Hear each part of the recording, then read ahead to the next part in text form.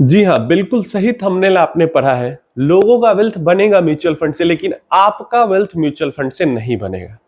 हर एक ऐसे इंसान का वेल्थ म्यूचुअल फंड से नहीं बनेगा जिसके दिमाग में जैसे ही कोई भी वीडियो वो ये देखता है या ऐसा कुछ भी कैलकुलेशन फाइनेंशियल वो देखता है कि जैसे अभी कुछ ही दिनों पहले मैंने वीडियो बनाया था कि फ्रैंकलिन म्यूचुअल फंड ने अपना अपडेट दिया था कि 31 ईयर्स में उसके एक स्कीम ने 10,000 रुपीज की एसआईपी को बना दिया 17 करोड़। तो जितने भी उसके कमेंट बॉक्स में काफी सारे लोगों ने ये कमेंट किया कि आज से 30-31 साल पहले 10,000 की जो वैल्यू थी वो बहुत ज्यादा थी। कुछ लोग कमेंट करके पूरा कैलकुलेशन करके बता रहे हैं कि उस टाइम का 10,000 अभी के 61,000 रुपए के बराबर है। सारा कैलकुलेशन एकदम धड़ल्ले से बेहतरीन तरीके से कमेंट बॉक्स में चल रहा है। ऐसे सारे लोग, जब भी आप ऐसा सुनते हो ना कि हाँ 30 साल पहले 20 साल पहले अगर 5,000 की 10,000 की एसआईपी की होती तो आज करोड़ों का कॉर्पस होता हमारे पास, और आपके दिमाग में ऐसा आता है कि 20 साल पहले 30 साल पहले 5,000 10,000 रुपए की वैल्यू बहुत ज्यादा थी, डेफिनेटली आपका वेल्थ म्यूचुअल फंड्स के थ्रू कभी नहीं बन पाएगा। और इसमें गलती आपकी नहीं है, आपकी बिल्कुल गलती नहीं है। इसमें गलती है उन टीचर्स की, उस स्कूल की जहां पे आपने पढ़ाई की है, उसमें गलती है उन टीचर्स की, उस कॉलेज की जहां पे आपने पढ़ाई की है, कि आपका दिमाग का विकास नहीं हो पाया उस तरीके से। क्योंकि जब भी कोई इस तरीके की बात करता है कि 31 ईयर्स की एसआईपी में, 30 ईयर्स की एसआईपी में, 25 ईयर्स की एसआईपी, 20 टाइम ड्यूरेशन ज्यादा इंपॉर्टेंट है, value of money come important है। टाइम ड्यूरेशन ज्यादा इंपॉर्टेंट है, value of money come important है। मनी की वैल्यू की भी इंपॉर्टेंस है, लेकिन टाइम का इंपॉर्टेंस ज्यादा है। प्लस उस टाइम तक इन्वेस्टेड रहने का इंपॉर्टेंस सबसे ज्यादा है। किसके पास जिग रहा है 31 ईयर्स तक इन्वेस्टेड रहने का? डीएसपी म्यूचुअल फंड हाउस ने एक अपडेट जारी किया और उन्होंने बताया कि उनकी एक स्कीम थी जो 90s के टाइम पे लॉन्च हुई थी, 2090s उसी के आसपास में लॉन्च हुई थी। Through out the time mutual fund ने, उस स्कीम ने बहुत बढ़िया, डीएसपी फ्लेक्सी कैप के बारे में ही वो बात कर रहे थे, बहुत बढ़िया रिटर्न दिया। आई थिंक फ्लेक्सी कैप के बारे में बात कर रहे थे। लेकिन कितने इन्वेस्टर हैं जो इस लंबे समय तक बने रहे उस स्कीम के साथ? सिर्फ 15। और टोटल इन्वेस्टर जो आए गए उनके नंबर लाखों में है।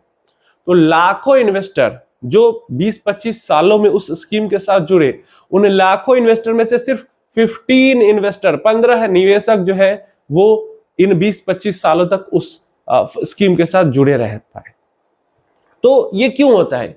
ये इसलिए होता है कि ये जो ड्यूरेशन है 31 साल या 30 साल, 10,000 की वैल्यू क्या होती क्या नहीं होती वो सेकेंडरी चीज होती है। सबसे पहले तो इन 31 सालों में जो हिकअप्स आए, जो ये बड़े बड़े क्रैशेस या छोटी मोटी, जैसे पिछले 1 साल से हो रही है छोटी मोटी क्रैश या कंसोलिडेशन का फेज आया, कितने लोग इसको पार ही कर पाते हैं? कितने लोग पार कर पाते? पैसा डालना तो फिर सेकेंडरी चीज है, इतने सालों तक इन्वेस्टेड कौन रह पाता है? मेन मुद्दा यहाँ पे ये होता है, मोटिवेट करने का मेन मुद्दा ये होता है कि इन्वेस्टेड इतने सालों तक रहना है। पैसा तो चलो 10,000 रुपए नहीं डालते, आज 10,000 डाल सकते हो। ऐसा नहीं कि आज से आगे 30 साल तक अगर 10,000 की एसआईपी की जाए तो कम पैसा बन जाएगा, बहुत पैसा बन जाएगा। और 10,000 से आज स्टार्ट कर रहे हैं तो आज से 20 साल बाद भी 10,000 की एसआईपी थोड़ी ना कर रहे होगे। 30 साल तक अगर करना है तो बढ़ाओगे, डेफिनेटली बढ़ाओगे। और आज से 30 साल पहले भी भाई 10,000 से क्यों करना? 10,000 से करके अगर करोड़ों बन गए, 1,000 रुपए, 1,000 रुपीज, 500, 500 रुपए, बस 500 रुपए से करते। 500 से भी, जितने भी जो स्कीम्स है जो 1990 से लेके 2000 तक लॉन्च हुई है, मतलब इन 10 सालों में जितनी भी स्कीम्स लॉन्च हुई है, हर किसी ने 1,000, 1,500, 500 की जो एसआईपीज थी सबको 50 लाख से ऊपर का कॉर्पस बना दिया।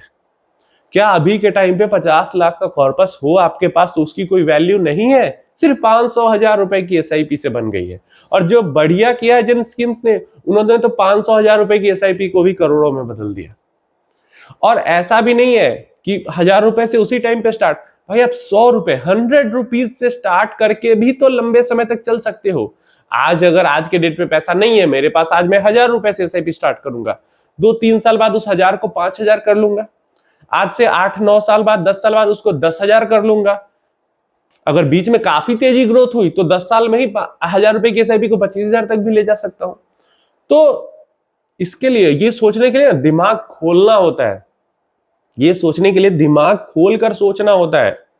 सिर्फ कमेंट करने से कि आज भाई ठीक है, आज की 61,000 के बराबर की वैल्यू है ना, उस टाइम पे 10,000 की, आपका ही कैलकुलेशन, मैं अपना कुछ नहीं कह रहा हूं, जो कमेंट है उसी का, मैं जो सारे कमेंट्स उसी की बात कर रहा हूं कि मान लो 60,000 रुपए आप कह रहे हो, मान लो उस टाइम के 10,000 की वैल्यू मैं 1 लाख मान रहा हूं अभी, तो उस टाइम पे 1,000 रुपए की एसआईपी कर सकते थे, आज 10,000 की कर सकते हो कम से कम, वो कर लो, उतना भी तो करने को तैयार नहीं है। तो जब भी आपको इस तरीके का डेटा दिखाया जाता है, वो डेटा इसलिए दिखाया जाता है कि पास्ट में ऐसे ऐसे क्रैशेस आए हैं, करेक्शन आए, जबकि उस टाइम पे इतनी टेक्नोलॉजी भी नहीं थी। तब भी पास्ट में इतने बड़े बड़े क्रैशेस आए हैं जहां पे एक एक सेक्टर 90% तक उड़ गया, एक एक सेक्टर या ओवरऑल जो मार्केट है वो 70-80% तक उड़ गया उसका market cap valuation. Tech crash ले लो, फाइनेंशियल क्रैश ले लो, क्या, और उनको झेल कर जब मार्केट आगे निकल गया तो ये बीच 1 साल का जो कंसोलिडेशन का फेज है, इसमें क्या डरने वाली बात है। और कोई किसी का भी इस तरीके का जो वीडियो होता है, उससे सीख हमें ये लेनी है कि हमें लंबे समय तक इन्वेस्टेड रहना है, हमें लंबे समय तक निवेशित रहना है, हमें ये सीख लेनी है। तो ये सीख नहीं लेते, हम क्या कहते हैं, उस टाइम पे 10,000 रुपए किसके पास था भाई, इतना भी नहीं सोचते कि भाई सामने वाला सिंपल कैलकुलेशन के लिए, आज के अकॉर्डिंग सिंपल कैलकुलेशन के लिए 10,000 रुपए लिख रहा है। आज अगर 1,000 रुपए की 1,000 रुपए ही वैल्यू होती तो आज भी 1,000 रुपए की ही बात होती, लेकिन आज के अकॉर्डिंग हम कैलकुलेशन कर रहे हैं, आज के समय के, आज के मनी का जो वैल्यूएशन है उसके अकॉर्डिंग हम बात कर रहे हैं। आज से 20 साल 30 साल बाद यही 50,000 की वैल्यू के अकॉर्डिंग, 1 लाख की वैल्यू के अकॉर्डिंग कैलकुलेशन होगी। उस टाइम पे भी यही बात होगी कि आज से 50 साल पहले 1 लाख रुपए, तो 1 लाख कहने का मतलब है भाई 1,000 रुपए ना, 50 साल पहले का, कौन समझेगा। मतलब इतना सा भी दिमाग में अगर नहीं घुस रहा है तो कैसे वेल्थ क्रिएट आप करोगे। और इसीलिए मैंने बोला कि वेल्थ क्रिएशन आपका नहीं होगा, सब लोगों का वेल्थ क्रिएशन होगा लेकिन आपका वेल्थ क्रिएशन नहीं होगा। क्यों? क्योंकि स्कूलिंग अच्छे से नहीं हुई है, पढ़ाई एजुकेशन अच्छा नहीं मिला है कॉलेज के अंदर, तो कैसे आपको समझ में आएगा कि 10,000 की आज बात हो रही है, उस टाइम पे अगर 1,500 रुपए के लिए भी दिमाग खुल जाते तो हो जाता। और असल प्रॉब्लम है ये लंबा समय जहां तक हमें इन्वेस्टेड रहना है। असल कोई प्रॉब्लम में बात नहीं करता कि लंबे समय तक इन्वेस्टेड रहना है। उस टाइम पे जानकारी का अभाव था, उस टाइम पे ट्रस्ट भरोसे का अभाव था, उस टाइम पे प्लेटफॉर्म का अभाव था कि देश के किसी भी कोने से या दुनिया के किसी भी कोने से इन्वेस्टमेंट कर ले।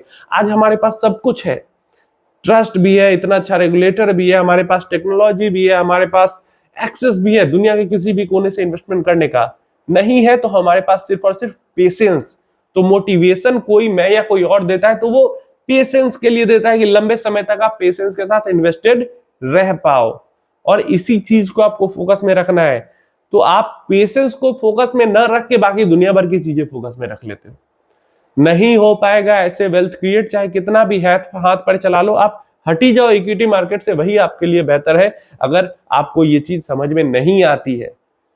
समय बहुत ज्यादा इंपॉर्टेंट है, पेशेंस के साथ इन्वेस्टेड रहना। चाहे कुछ भी आपको लग रहा है दुनिया खत्म हो रही है, हर बार यही लगता है कि दुनिया खत्म होने वाली है, फिर भी इन्वेस्टेड रहो। अगर बच जाएगी दुनिया, बहुत वेल्दी हो जाओगे, और खत्म हो जाएगी तो फिर किसी के पास कुछ होगा नहीं, तो आपके पास भी नहीं होगा, टेंशन फ्री रहोगे।